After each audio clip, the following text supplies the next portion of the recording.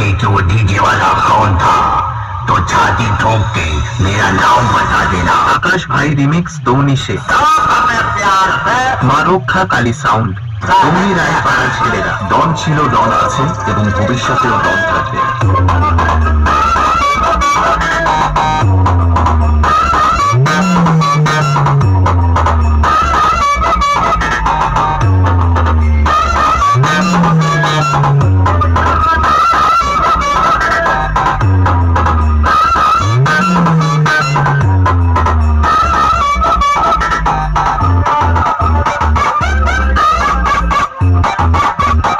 आकाश भाई रिमिक्स दौनी से